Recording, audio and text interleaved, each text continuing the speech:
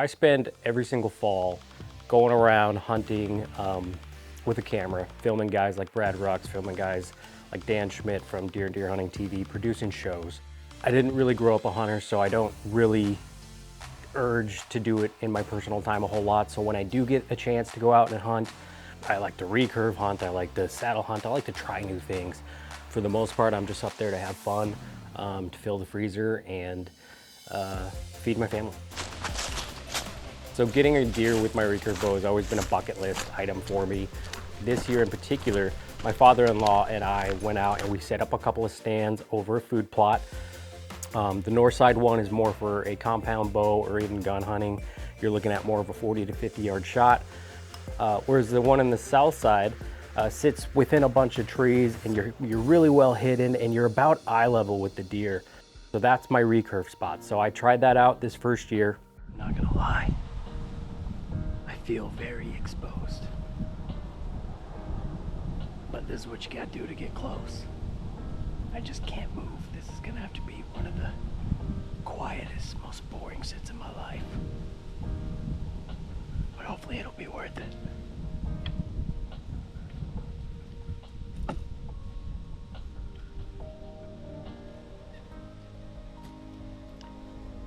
Had a lot of fun, had a lot of deer coming in, walking right by me at 10, 15 yards. Almost every one though was a little bit young. You know, I could have shot in a spike, I could have shot in a fork horn, but I just decided not to pull that trigger. Unfortunately, it just didn't happen for me. As challenging as recurve hunting is, it's just like any other hunting. It depends on the wind direction. So the next chance that David got, he decided to ditch the recurve stand and saddled up.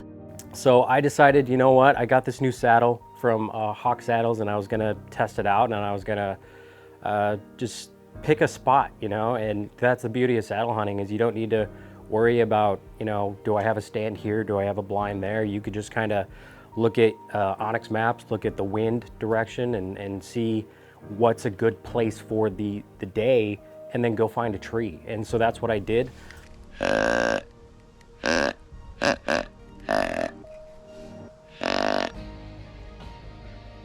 Again, didn't have a lot of luck, didn't see a lot of stuff in the early season, whether I was saddle hunting or recurve hunting. I'm having fun. Probably got out this year a total of maybe 5 times. And, you know, I just wanted to make sure that recurve, saddle hunting, that they were on the list of things to do this year. And I'm gonna do them again this year and hopefully find success when I do. Coming up next on Modern Hunter. So I'm sitting there watching this buck work the scrape, and it's a classic, beautiful shot of a deer working a mock scrape.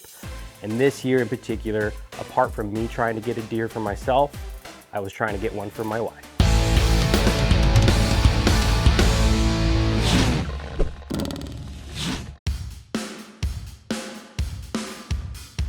Hey, today I want to talk to you about one of the new trends in the Midwest, and that is the straight welt cartridge. If you guys aren't familiar with it, it's a cartridge that is not neck down.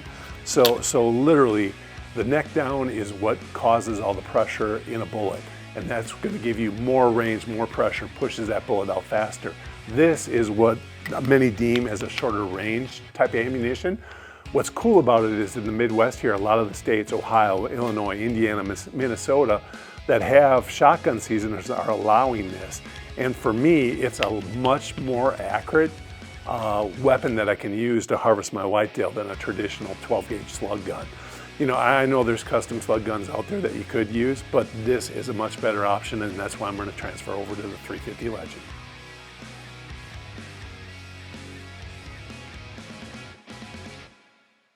I'm not gonna lie, I feel very exposed. But this is what you gotta do to get close. I just can't move. This is gonna have to be one of the quietest, most boring sits in my life. But hopefully it'll be worth it. So far, David has been out recurve and saddle hunting with no luck. Will that luck change when his wife Sara joins him? So after not finding a lot of success for myself in the early season, my wife Sara had previously gotten her first turkey with her dad. So I wanted to put my hunting time aside and give that over to her and help her get her first deer ever. Growing up, my dad was a hunter and I never hunted, but I got this job a couple years ago and I've seen so many stories about people harvesting their first deer, and I just wanted to experience that for myself. I get nervous just in the sense that it feels like a lot of responsibility. To take a life? Yeah, like to not To make a good shot? Yeah. So going out there, we saw a lot of deer. I really wanted to shoot a buck though. I wanted to shoot an antlered buck. And so what we were gonna do, again, we checked onX, we figured out where that wind was blowing. We closed off the backside completely, didn't even look back there. So we were seeing a lot, but no bucks. But I was pretty nervous. I really wanted to make a good shot on a deer, and that was just my main focus, was making a good shot. The bigger bucks, they didn't end up showing up until it got really dark, but they never came close enough for Sara to comfortably take a shot. The closest they came was, I think, about 50 yards, which yes, the crossbow can do, but this is her first deer. The bucks that came in were pretty big, so her heart was definitely beating pretty fast. And we just determined that it was a little too late, a little too far. We were gonna wait until the next time out. So after not finding success with Sara in the blind for the first time, I had an opportunity to go out by myself again. When I was recurve hunting, I sat the south side of the field. This time I decided to take my compound bow and I sat the north side of the field, the stand that we had hung earlier in the season. This time around, I definitely saw more activity. So I had some does, some fawns working the field, a lot of them kind of off to the side where I really couldn't get a shot and couldn't see them too well. I had a doe and a fawn come really close to me and almost bust me, but luckily they just kind of ran off the field. Right before that doe and fawn had came, a nice, probably a 2.5-year-old 8-point buck had crossed the field, and you know, that got me really excited. So I'm sitting there watching this buck work the scrape, and it's a classic, beautiful shot of a deer working a mock scrape. I thought about taking him, but again, you know, yeah, I practice a lot. This was right at 50 yards. And for me, compound bow, I don't like to shoot past 30 if I can help it. I ended up letting that buck pass. The night continued. I saw more deer, but ultimately nothing ended up happening that night. So it was on to the next time that Sara and I got to go out together. You're watching Modern Hunter. Modern Hunter is brought to you by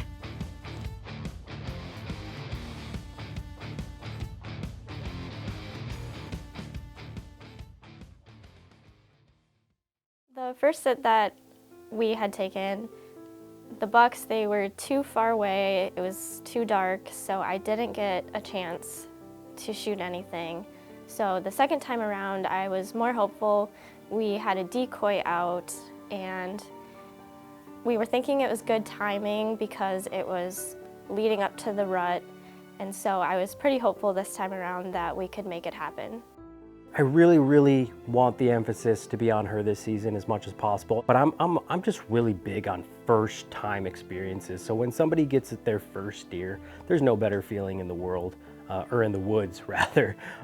We got out to the banks blind, and it's sitting in the middle of a field, and we were seeing some does and some younger deer. David also saw a large buck, but it was off to the right, so it wasn't in the windows that we had open near our decoy. It was off to the right, and I never actually saw it. He sent me a trail camera picture of it later, and I was kind of bummed because it was a pretty big buck. It took maybe half an hour to an hour sitting in the blind together for it to finally happen. I saw a buck out of the corner of my eye, and he had his ears pinned back. He was looking mad at the decoy, and he circled the decoy, and he was in an opening. David was asking me if he wanted him to stop the buck, and I don't think I actually replied. I could try to stop him for you. You're gonna have to get on him quick and take a shot quick. He circles around for them. He gets a little spooked. I think I think he might have picked up that a little bit of our movement, but luckily it wasn't enough to scare him off completely. So he circles around, he stops right at 30 yards. He is barely slightly quartering to us at the blind, but it is broadside enough to where Sara she's zeroed in on him. She knows exactly where to aim, and she pulls the trigger.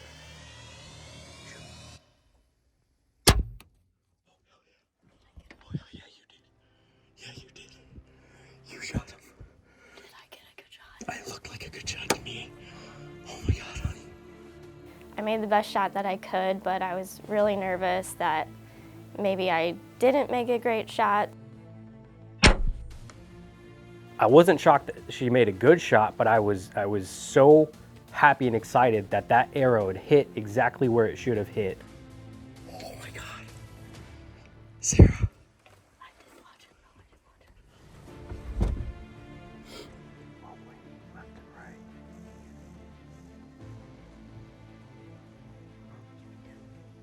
Yep, he did, but his head is not down. I don't know if he's dead.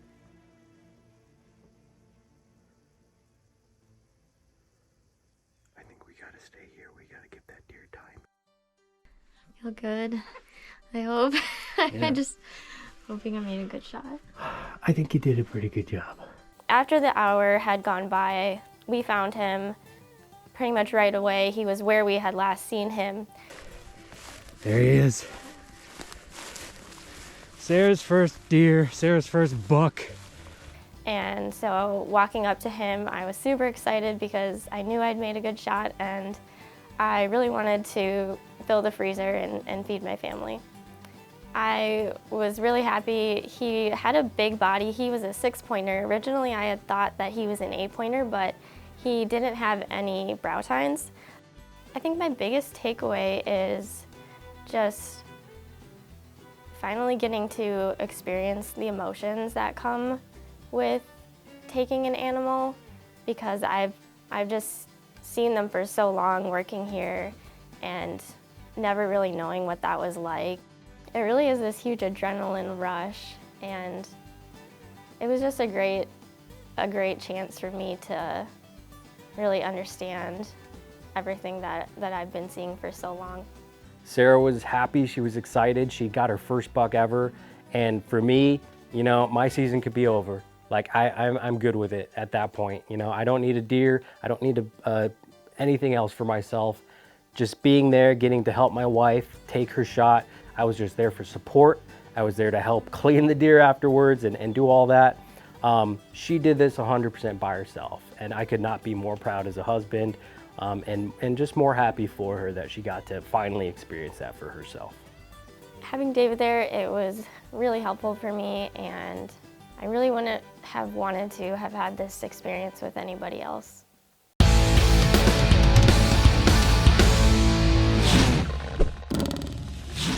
Today I want to take a minute again and talk a little bit about ozone and how it eliminates scent. Ozone literally makes any kind of bacteria neutral, which totally destroys scent.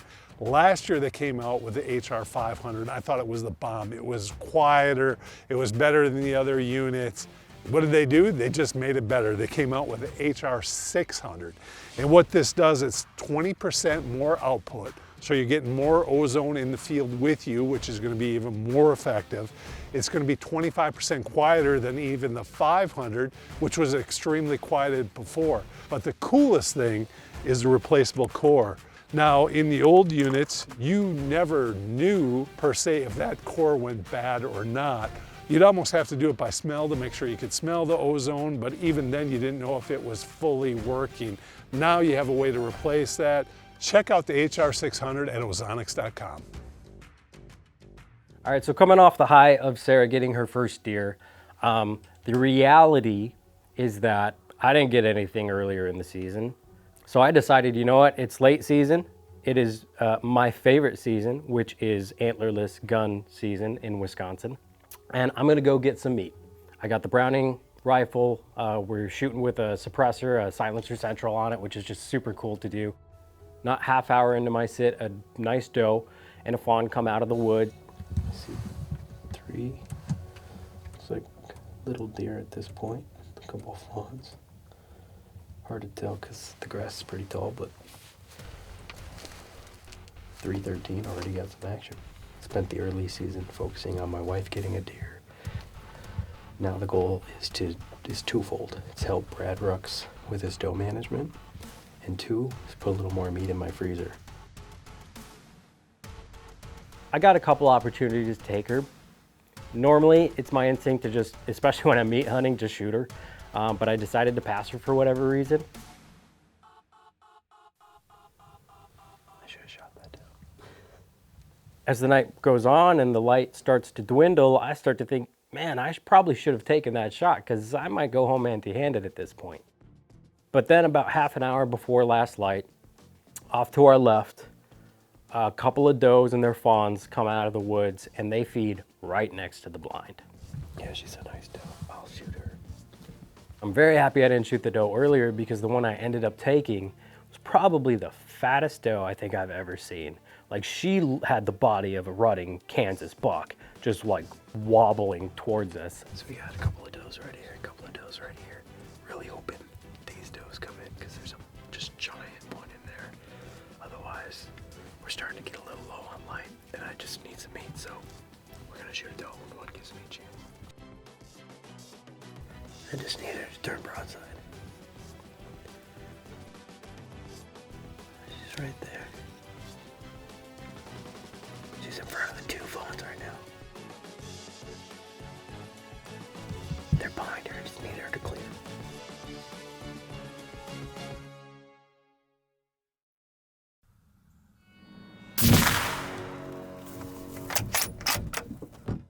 Cool.